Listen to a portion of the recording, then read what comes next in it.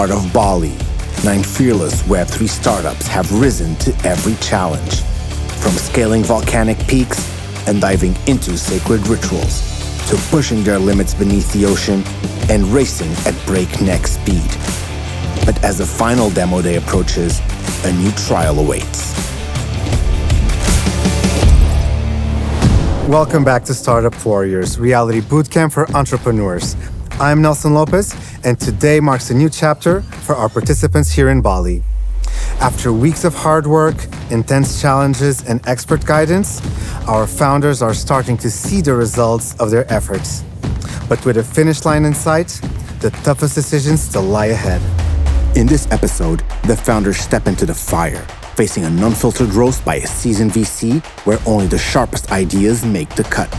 But every tough test deserves a break, and the tension gives way to celebration as the biggest crypto media outlet turns 6, and the birthday party brings the fun.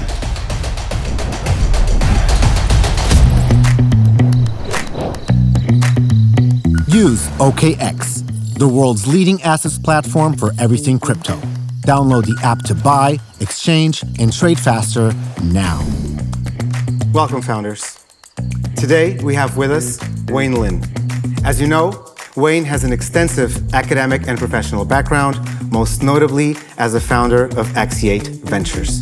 X8 Ventures is a global VC and incubator that focuses on allocating resources and capital to some of the most promising blockchain projects out there. I'd like you all to join me in welcoming Wayne before I explain to you the rules of the game tonight. So today, all of you will have the opportunity to pitch your startups to Wayne himself. Wayne will be giving you straightforward, serious feedback as well, with the purpose of helping you all mature in this process of understanding your startups and how to best get your message across. We're very fortunate to have him with us. I will be sitting with you on that side as well. And welcome once again, Wayne. Thank you for doing this. Nelson. Thank you. Hello, founders. Very glad to have met you here in this beautiful place. And for a very limited time today, apart from all the discussion and fight that we might have, I really hope that my presence can provide some value, if any, to your startups. Building startups has been one of the toughest things, right? And it's tough as well in crypto. So we were running into a lot of challenges. So in this particular place, we're able to really reevaluate, we're able to experience both physically and emotionally. So I hope we can bring everything together today, and then we can have a meaningful discussion. Thank you. Kind of belief or understanding. I mean, crypto is so early stage that sometimes I don't feel the VC street even exists just yet, because there are so little things that you can assess, evaluate on, and things are changing so fast, right? So for us, we usually look at the founders themselves, right? How committed, how talented, genius. We look at different traits. Some founders were more stubborn, right? Of course, they want to protect what they are building, right? Protect their ego, right? Self-esteem. As opposed to some founders would be really listening to the content that you're talking about, the concept, the logics, right? And nothing escapes logics over time, right? And that's what we do is investment, right? We put the money in as time proves by human efforts, it turns into money. Right, that's the nature of time value money for us as an investor. So I think that generally the quality are there in terms of the person's attitudes. Right? They're genuine. They're not looking for any kind of quick cash grabs or just following the trend, whatever is hyped up, and they're building something. But being a founder takes way more than that. Right? It takes the capability to adapt to the market changes. It takes the ability to pivot and make the right decision at tough times, and focus, on your decisions and try to prove it, right, with the clear objectives. Biggest challenge right now for us is basically that we have to scale up. We are in a phase that we have a very high performance team, and we were looking what is the right business model to scale up the business. Now it seems like we got the switch, that everything's working, and we are limited on all sides on resources. from the development side, from the business side. We are not on the marketing side almost like ready to execute on this strategy, and the bull cycle or the growth cycle is coming, and it seems like if we don't scale up very fast, we may fall behind, and all this advantage and progress we had over the last 2 years may be disappearing. Yeah, you can't take everything, right? And the bull market, usually when we talk about bull market in crypto, a lot of people, it has been narrative play in the past. Okay, but I don't think the bull market is going to be the same as the previous cycle. Do not rely on what's happened in the past. Crypto is too early, so every single cycle is unique. You got to focus on your low-hanging fruit and most important clients only.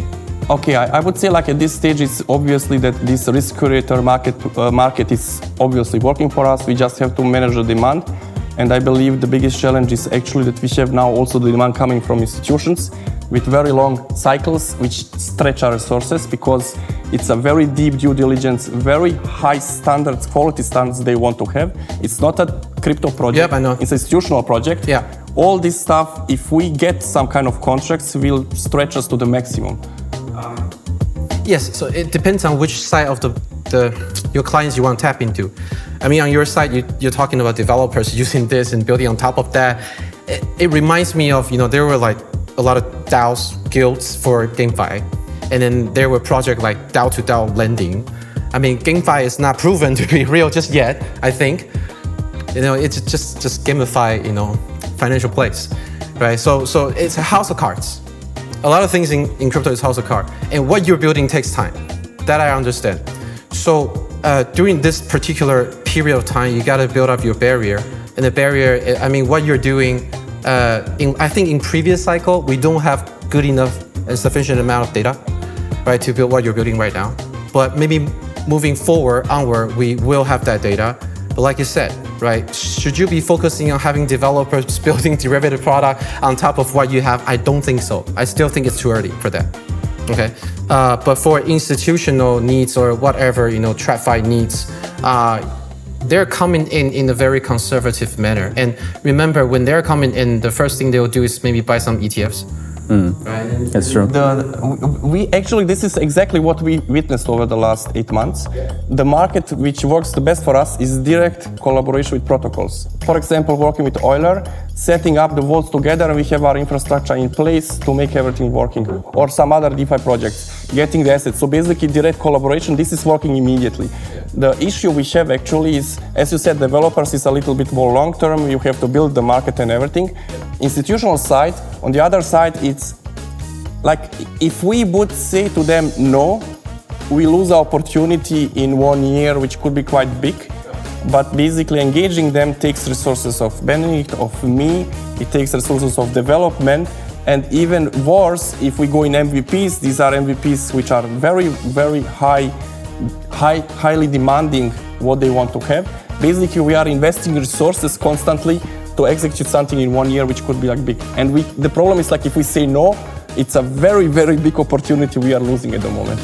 I'm not a financial engineer, but for outer scope, I can see, number one, they have a very solid, legitimate background, even from looking at their website, deck, and talking to them, right?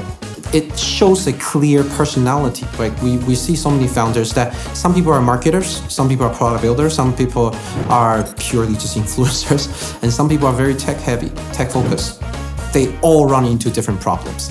If you're just a marketer, you don't know how to build good product, the best option for you is just launch a meme coin, right? If you're a tech expert, don't try to shield or do good branding or marketing, build a super good tech and maybe sell to Alchemy, etc., right? The different strategy, right? So for outer scope, it was really clear who they are. Number one, we like that. I want to see clearly who they are, what kind of person they are, and then they know what they're doing. They got the background, they got the experiences, they have decent amount of confidence. They were also very open to criticism and suggestions, and they were asking about the right questions. That's very important. It's more about asking questions than answering questions, right? We want to hear founders and ask the right question to the founders, not trying to debate with us, right? Because we're here to help. At the end of the day, whether we invest or not, we're nobody. right? We're not your moms, right? So don't try to fight.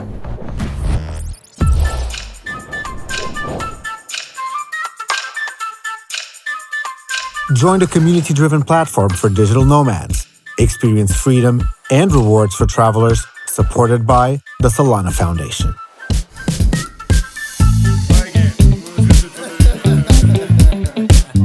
BeInCrypto is turning 6, so we're gonna have a birthday party today. Yeah, and we are going to share the invitations to all founders here. Well, happy birthday. Thank you. BeInCrypto times. Mistake. Open it for finding your invitation. We're ready for you. Oh, we are ready for you. Yeah. Amazing. Do we need to crack the code before we come? You can. Sure. Okay. Sure you have to. Hi, I'm Lynn, the global newsroom editor at BeInCrypto. Before my current role, I was the country manager for BeInCrypto's Indonesia branch. BeInCrypto is one of the largest crypto media out there. We are currently available in more than 15 languages, ready to help all investors to be inspired, to be educated, and be in crypto. Hey everyone, my name is Mary and I am a head of account management team at BeInCrypto. I joined BeInCrypto 2 years ago, and since then I grew my expertise and experience by leading campaigns for such a huge brands like Binance, Bybit, OKX and Bootcamp. Hello, my name is Sofia. I'm content creator, community manager and MAA session host at BeInCrypto. I manage BeInCrypto communities on Telegram, host MAA sessions with such as project like Binance, M2 Exchange, BeInX, Tom Foundation. Okay guys, so welcome to BeInCrypto. We miss a lot of people.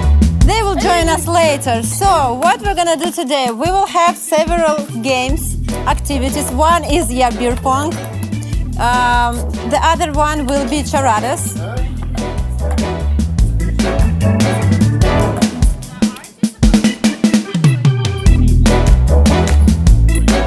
If Ethereum was a person, what would its morning routine look like? Oh la la.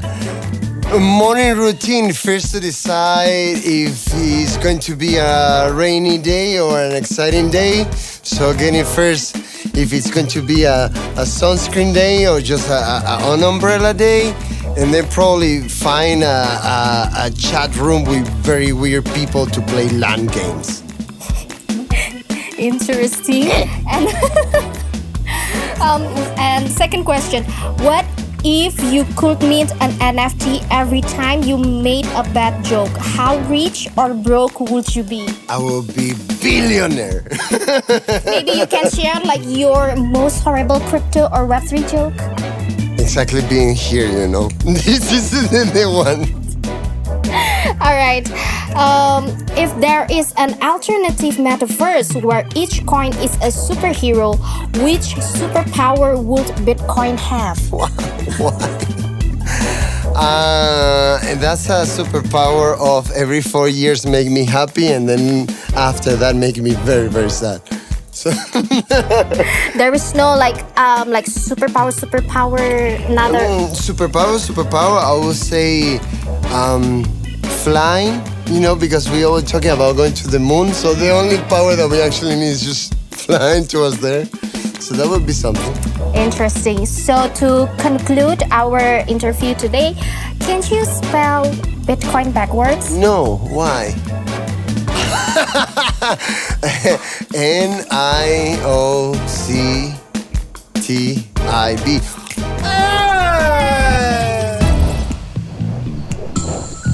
Spend crypto like fiat everywhere. Join Red.Pay now with the XFounders link and get $5 in credit. First, your question was about where the biggest volumes are coming from. The biggest volumes is not the same as the biggest revenue, because at this time, most of the revenue is coming from the projects that are launching their token or DeFi protocol right now. So they want their protocol and token to have their own purchasing widget, and that means that with others they cannot get it unless they are just using Polygon. So the biggest volume is from the token sales. Yeah, it is coming from these teams, and there are lots of them now. And some of our competitors that were just focused on NFT, and they had a very dependent on third parties blockchain solutions architecture. They are already out of business after the NFT boom, and we are still here because our architecture allows this complex transaction to be executed, and we are also non-custodial. So that means we have quite a different model. Can you explain what's complex here? Complex transaction means that you can execute in one transaction coming like... So where are you routing the transaction? For example, you are selling NFTs, your project has NFTs, and also you have your native token, and your native token is on some layer 2 blockchain. Used for buying the NFT. You want all that to be kept like this. You don't want to sacrifice it if you want to accept cards on your website. Usually it's not possible. You have to kind of start just selling, writing, go to this exchange, buy ETH, then exchange on these DEX and come back, and you can use our service finally. So basically they cannot do this in one transaction. With our solution, they can just enter credit card details and they get NFT priced in your token, and on-chain it all looks not like you just got it out of nowhere. It's like all the transactions are like they should be in a decentralized manner. Yeah, so going back to what you mentioned, the first challenge, right? And that's what I would be concerned about is the sustainability of your targeted market, right? Most of the crypto project, they have value during the bull market when there are new tokens issuing or new NFT for sale, right? But it's usually not as sustainable. Most of your clients will die out during the bear market as well, right? So, you, at the beginning when you were introducing, that's why you were saying, oh, we're gonna have 5 Fortune 500 companies using this, right? That's the future.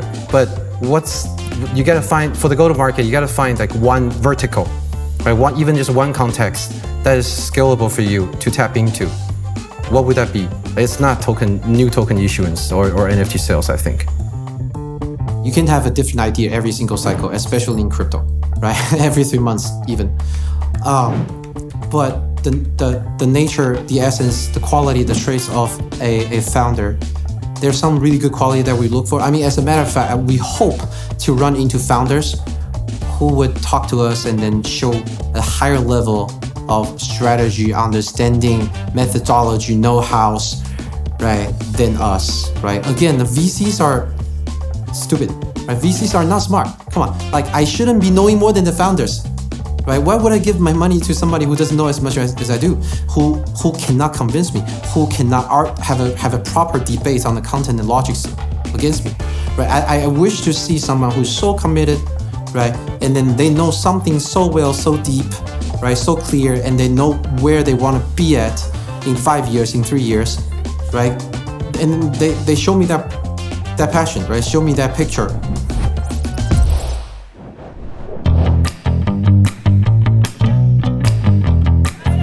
So abstract. Do it again.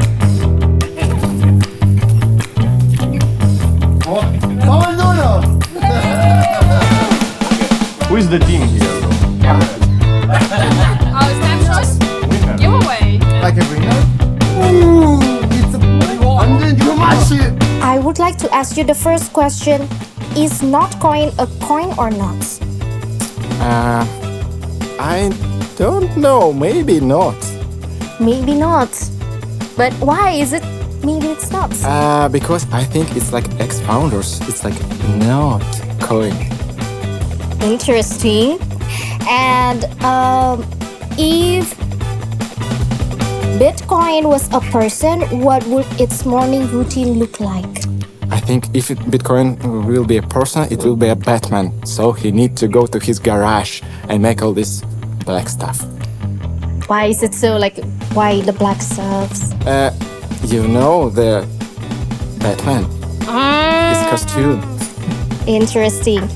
And what would happen if shitcoins suddenly learn to speak? What would be their first words? Oh shit. Can we say it like this? Okay. It's like my name. Oh shit. Okay, that's very interesting. Okay, to conclude our interview, maybe you can spell Bitcoin backwards? NIOCTIB. Okay. Perfect. Thank you so much, Sergey. The silver guy. Yeah, but why do you want to do that while appealing to crypto native? No, it's just the two markets. I mean, Yeah. the crypto native, we doing these very essential traditional financial products to give access. But doing that, we discovered there's a demand in the traditional space. They want to tap into this narrative or market, and we can be the technology provider for that. And that's kind of like a Trojan horse, because just we are onboarding them into an ecosystem that is going to be a synergy, you know? Onboarding all financial institutions to a way that they can communicate to each other without having a middleman or a very slow bureaucratic process, not actually depending on market hours. It's cheaper, it's faster, and it's traceable again. Okay. And how will the regulators like your idea of letting people in Argentina investing in US ETFs? So we are licensed in Bermuda, and in Argentina, with the new friendly regulation, it's pretty much a laissez-faire. They don't want to control, they want to let you be, because the new wave is trying to let the private sector come with these solutions. And that's what we're seeing. I mean, in Bermuda, I think the tough case was actually explaining when you deal with securities, they want you to be super organized, super structured. Yeah.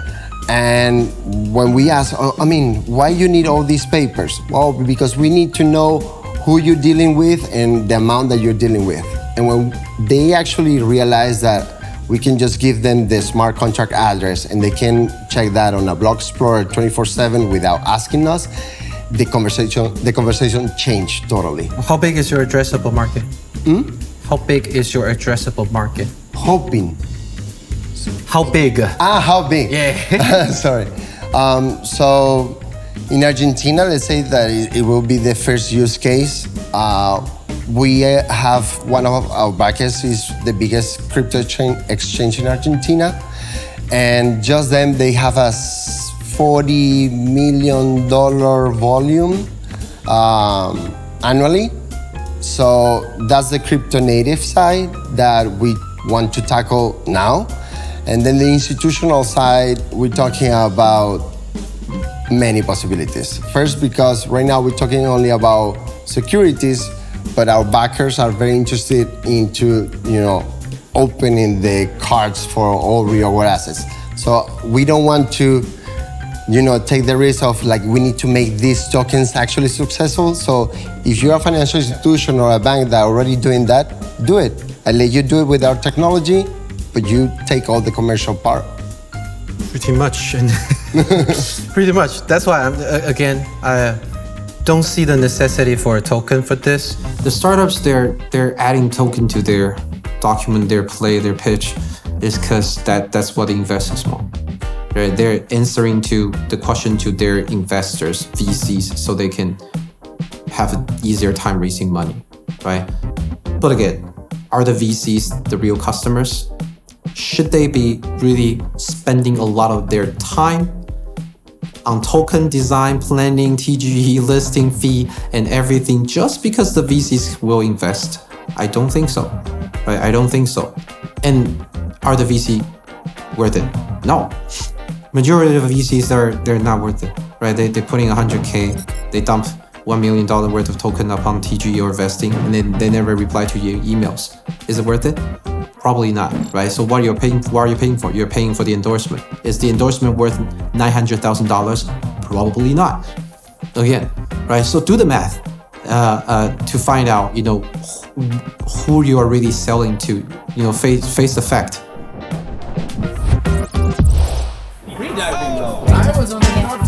So guys, now we have a racer. You should pick up any of the unicorn or whoever you like more. Oh no, I didn't put the... Ready? Steady, go!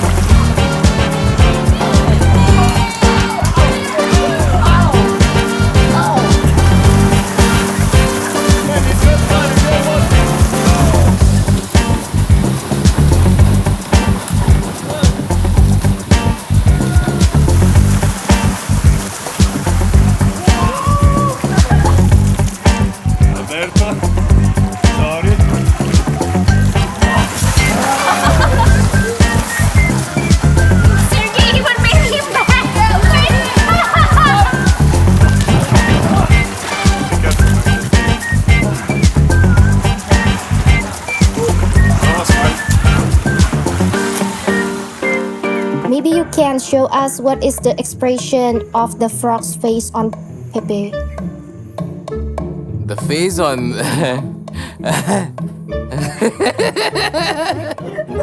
the face on the Pepe. Okay, thank you so much. And we are getting to more serious question. Okay, all right. If Bitcoin could vote in an election, what issues would it care about the most? Democracy. Democracy. I think for Bitcoin to be true power, democracy. Anything else maybe besides democracy? That's the most important thing that it feels. So I guess they'll push with one agenda. Okay. Democracy. Interesting. So, if USDC was a person, what would its morning routine look like? USDC. USDC.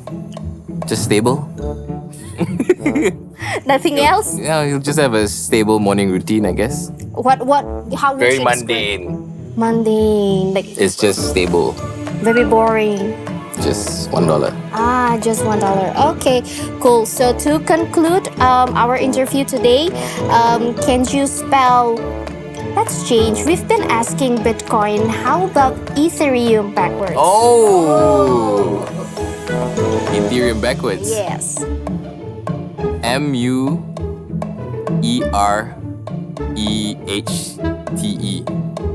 Perfect. Thank you so much, Mo. In the next episode of Startup Warriors, as the journey nears its end, the founders look to the stars and the stories they tell. Guided by a go-to-market expert, they explore how myths, meaning, and markets collide. Demo day is near. The pressure is rising, but tonight, they're reminded of the bigger picture. Subscribe, like, and share, and don't miss what's coming next on Startup Warriors.